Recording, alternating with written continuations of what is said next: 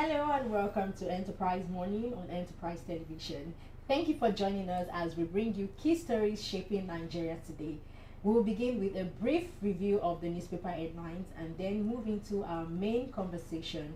So you can join the conversation by liking, following us on all our social media platforms at Enterprise TV7. You can as well share. Thank you. I am Kehinde Bodun. And I am Henry Igwebike. All right, so joining us this morning is Barrister Evans Ufeli. He is a barrister and also a public affairs analyst, and he joins us from Toronto, Canada. Thank you so much. Good morning to you, Barrister, and welcome.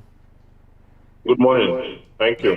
Yes, it's great having you. So let's kickstart today with newspapers that we have. We have three newspapers: the Punch, the Vanguard, and the Daily Trust. But just before we get to the Vanguard newspaper, I think it's important, just before this story becomes stale, I think it's important that we have a say on it. Barrister, is about the president's wife visit, or Oluremi Tinubu's visit to the United States for a breakfast prayer meeting as hosted by Donald J. Trump. We all knew what happened, but we are beginning to get some inside scoop on the underlying reason why she visited.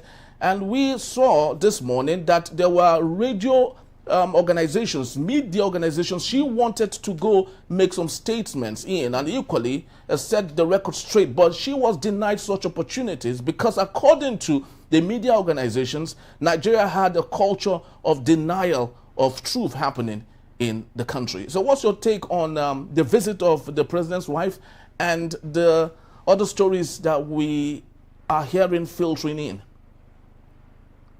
Well, the Western media, they are not like the Nigerian media. Even though they have their own shortcomings, but when it comes to the truth and reporting the realities, okay, they find it rather very difficult to put people who over time have had notoriety of denying the truth. And so that will not really go down well with these media houses, especially those ones that anchor their reportage on truth, and those ones that have strong leaning, that gets their funding from grants and not by any politician. You know, majority of the media houses in the West actually get their funding from neutral bodies, and so they don't lean. We know the ones that lean to one side and the other side, mainstream media that lean on one side and the other side. We know those ones. But largely, when you take a count, you notice that many of them can actually be neutral on stories. And for you to be neutral on story, you must bring guests that also are neutral in their truthful with conscience in their analysis or input on issues. So there's a very high tendency that a person like Remi Tinubu will actually not make it to many media houses, even if she has a connection to have that done. Once she's profiled, you always get to see the true color of everything. When the President of America, Donald Trump, recognized her at that event and it became news in Nigeria, I was wondering, what is this whole thing about? Does it mean that Trump has endorsed Nigeria by a mere recognition of the presence of the president's wife?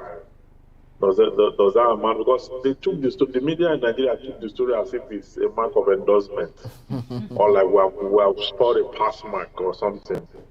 But the lingering issue of the security and other economic issues are still lingering. I mean, Trump has said it that why should the Nigerian government allow some bandits to be killing other persons and be killing Christians and vice versa, and they keep denying it. And the latest one has to do with the payment of money to American firms to lobby to make to bring down the tension or whatsoever. All those issues are on the line. Okay, so when I started hearing about the back end story of that remission invoice, I knew that something like that may have happened. Very well. We just sincerely hope that as time goes on, we would keep having inside scoop on some of these things, and equally the behind the scene. behind the scene, yeah, and most definitely report them here, especially knowing that $9 million went down into that propaganda messaging and all. But let's take a look at the Vanguard newspaper for a bit. We have the big story: 2027 polls, how 3 Southern senators blocked real-time results transmission. We have manufacturers record 1.8 trillion naira on sold goods as demand slumps. All right, we currently have Kanu, that is the Kanu orders cancellation of Monday sit at home. Then we have FG, that's federal government oil production data, cast doubt over 2 MBPD 2026 targets. All right, police arrest a suspect over the death of a gospel singer, 3 others in Aja musical studio. Wow. You saw that viral video. Yes, it was so very gory. In fact, I was like, 4 persons. I don't know what we are turning into. Wow. I don't know. We don't have this sympathy anymore for humanity. We just well, it is still under investigation, so we would definitely. But Barrister, let's take a look at this. Kanu orders cancellation of Monday sit at home. We know that he has gone for appeal. Do you think that this coming from Nnamdi Kanu might soften the process and make it easier for his appeal to pass through? Well, the cancellation of sit at home will not interfere with legal process or legal proceedings. Legal proceedings still remain legal proceedings. What we're indicating is the quality of the appeal. Okay, because the cancellation of non-sit at home is extrajudicial. It does not in any way influence the appeal or the quality or content thereof. Okay, in appeal, the court is looking at what the lower court did, which the appellant said were wrong. Were those what the appellants are saying were wrong with what the Court of First Instance did, were they wrong or not? Based on law and fact, were they wrong or not? So that is what appeal is about. So appeal has nothing to do with where the case is now, or where it is not, or whoever is at fault or whatsoever. So it's not going to be based on the issues that we're talking about here. It's going to be based on the fact that the content of the appeal and what transpired at the Court of First Instance is the ultimate here. But I like the idea because, you see, now that the appeal have not started, because it's not going to court, the sit at home, I think, is long overdue. They should, because you look at what it has cost so far. It has caused a lot of problems, economic issues, educational issues, so many crises for and against. Even the governor had to wait in the level of chaos this has caused. It's time to allow it to rest, to stop it. And I think it's a good idea. At least it also should give a positive optics to the fact that reason is coming to bear. And the proponents of that sit at home, they are beginning to understand that there will be other means of resolving this problem other than just high-handed approach. But that in any way, that cannot influence appeal, except that can influence political solution. Okay. Yes, it can influence political solution. Okay, those so who are Yes, when you talk about political solution here, are we speaking to issues of maybe post-conviction relief, resentencing hearing that might not go through direct appeal at this point? No. Appeal is already ongoing. If there's going to be a if there's going to be a political solution, the political solution will rest solely on the either using the Attorney General, okay, because since appeal is going to commence, what it means that the case will still be ongoing, okay? Yes. The case will still be ongoing, in which case the Attorney General can take over and discontinue, okay? Okay. But where all the options of appeal have been exhausted, maybe they've gone to Supreme Court and Supreme Court gave final judgment, that's when the president may have to come in with prerogative of mercy or state pardon. You understand? Yeah. But as it stands now, once appeal commences, the case is reopened, and so the Attorney General will have. So that's why I said that those who are bargaining for his freedom, and those who are looking at this political solution, could add this as a bargaining chip Okay. to the fact that yes, the sit at home has been cancelled. Now people go about their duty the way they want. Sovereignty has been, has gone back to where it should be. Restored, yeah.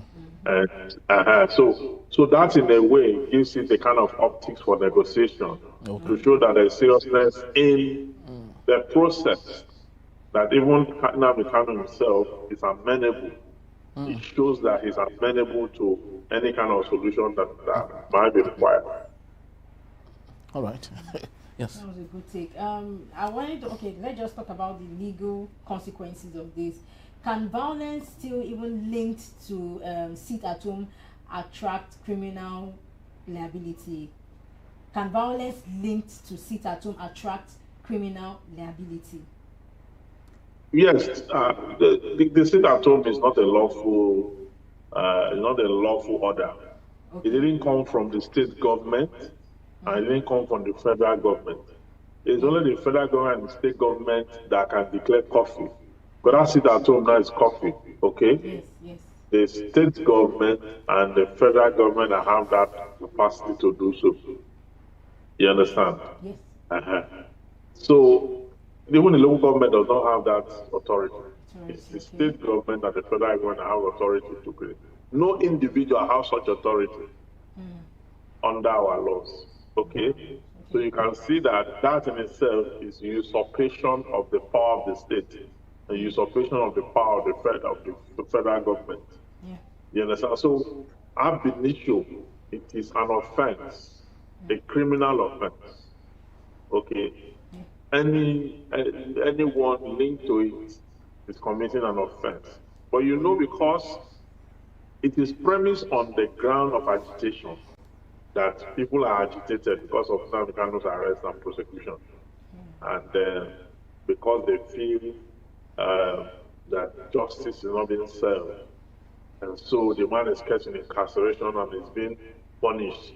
And so that's how people feel about it. And so they came up with that sit at home. Now the sit at home thing is to send a message to the government that the person under reference have following, and orders made by him can be obeyed. Okay. And therefore such orders, it runs contrary to the orders of the state and federal government. It puts the federal government and the state government under pressure and tension. So that's the objective. Oh, okay. That's the objective. Oh, thanks. Okay, but now that has been cancelled, it shows that a certain level of embrace of peace, and that should continue in that manner, continue in that light.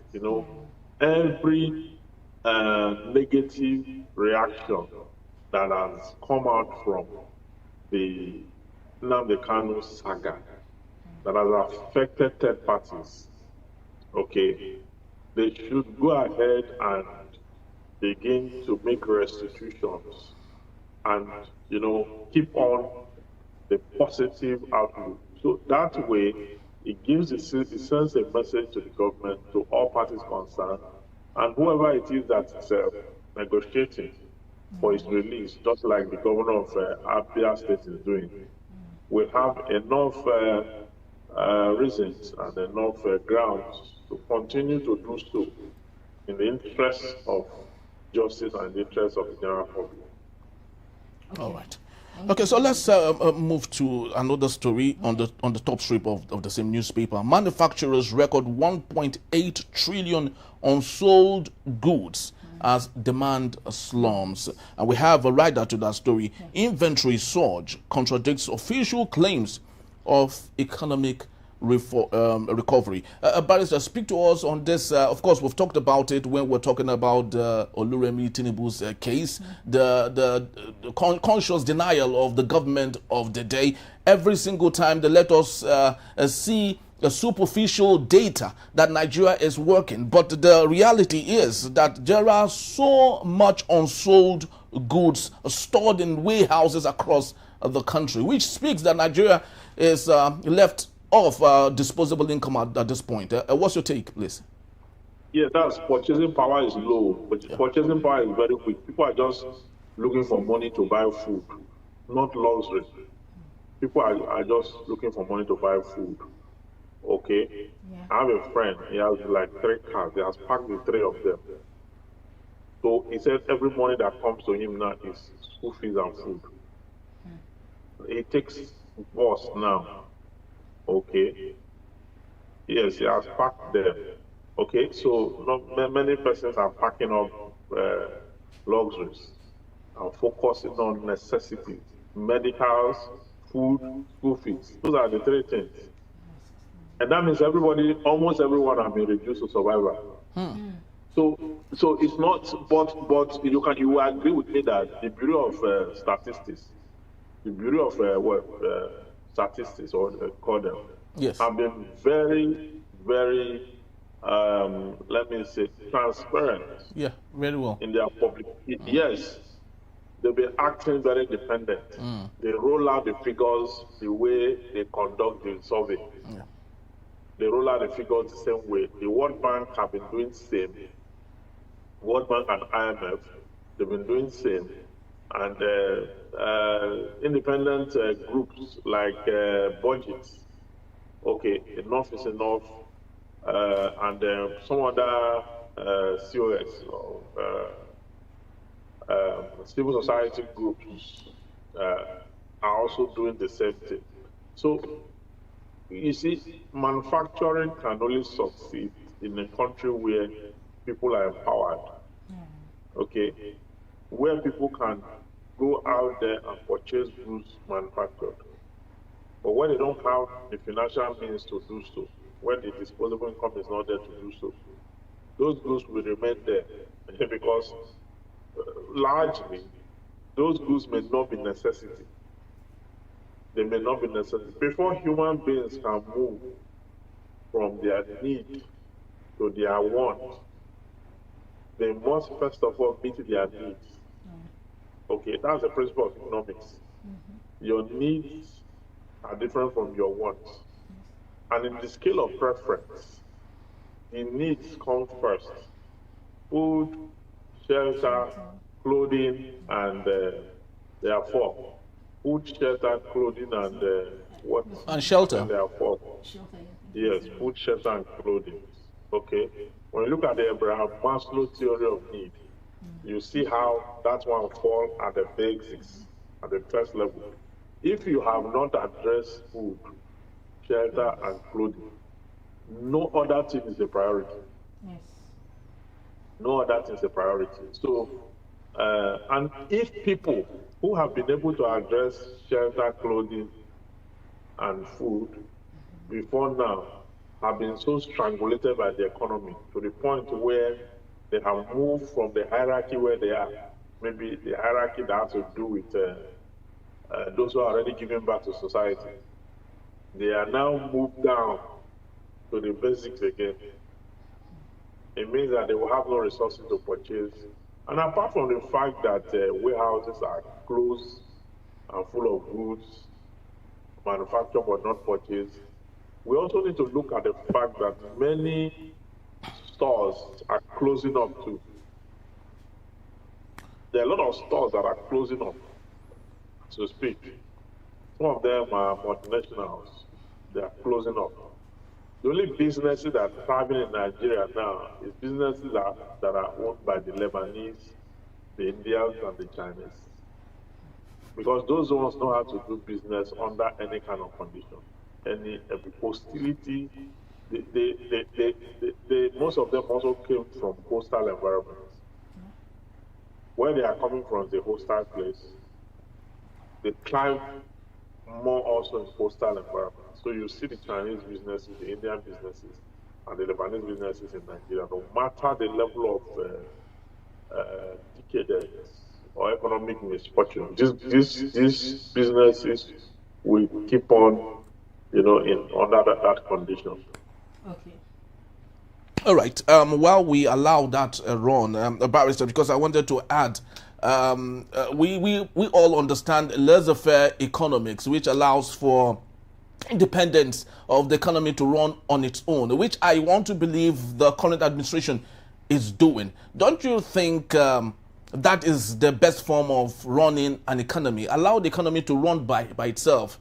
So what is wrong at this point that the economy has been allowed to run by itself and still things are not still working? Yeah, when economy is allowed to run by itself, it allows for the principles of demand and supply to determine price and the reality of things. But every government need to provide certain basics for that business to run on its own. A government that has not provided road, that did not provide water, that did not provide light, that did not provide social amenities, okay? Those things are so fundamental that they will strangle businesses to the point where the price of providing those things will be passed on to the consumer. That's when you have price inflation. So inflation will not reduce because of all that. So when they say a laissez-faire economy, a laissez-faire economy is an economy that the government has put in the enabling environment. The government has put in the basics, amenities for the economy to run by itself. Okay? But where the government have not put in all this, cost of transportation alone on bad road can rupture a business. Okay?